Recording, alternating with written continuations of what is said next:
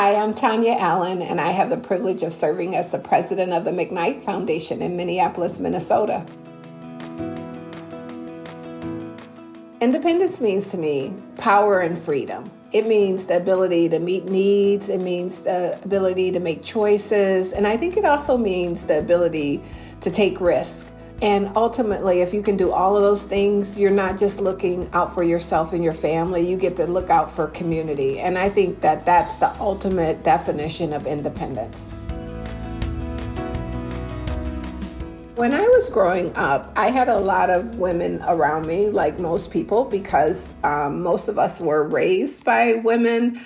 And I had my grandmother was a primary figure in my life, as well as my mom. And my grandmother and my mother very rarely had money. And so what I often saw was them taking a little bit of money and trying to figure out how to make that money stretch. My mother and my aunts would always say, I don't know how she does it. How does she take this little bit of money and go into a grocery store and come out with two full grocery baskets of food? And then my grandmother also would be the same person who, she had 10 children, but she also was the same person who would give food to her neighbors. And that was the same thing that I would see from my mother. My mother didn't have a lot of money, but she also gave a lot to other people who needed it. So money to me was something that you had. You might not had a lot of it, but you also gave a lot. So although they didn't have a lot, they also purchased things. They purchased assets, homes. Women with very few means, but they also bought homes. And so the thought of assets and the purchases of homes were very key to my upbringing as a young person. So I always thought of women as people who bought things, invested in things, invested in people. And so that's how I grew up, and it's how I thought of money. So I didn't have like a lot of financial literacy in terms of people telling me about like how you invest money, but I think I had probably one of the best financial educations and modeling of how you use money and how you value money.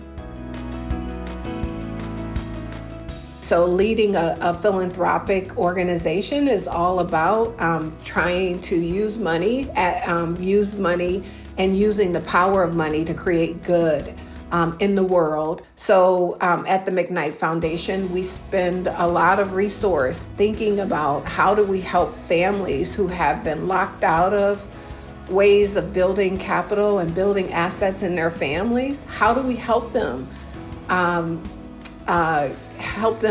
build assets in their families so that they could build generational wealth? And also helping them understand that it's not just about their families, it's about how their wealth is a contribution to community wealth. We want everybody to do well, but we believe that when individuals do well, we all do well. I helped the city of Detroit establish a perpetual scholarship fund for kids who live in the city. So any child who graduates from a public school in the city of Detroit, if they've gone to that school district, no matter if it's 1 year or 12 years, they will have access to scholarship funds for their tuition. And that scholarship program will last for generations. And I think that is one of the things that I'm most proud of. And it's called the Detroit Promise. And then the second thing is an effort here in the Twin Cities, which is called Groundbreak. And that's also a wealth building strategy. And it is basically an effort that we at the McKnight Foundation put together alongside several other foundations, several financial institutions, corporations, and also other government entities. And we basically said, we all are capital providers. How might we put all of that capital we have together and align that capital so that the people who are trying to build wealth don't have to jump through hoops so that they can grow wealth. And I think that this is going to be a game changer for families who've been locked out of wealth building opportunities.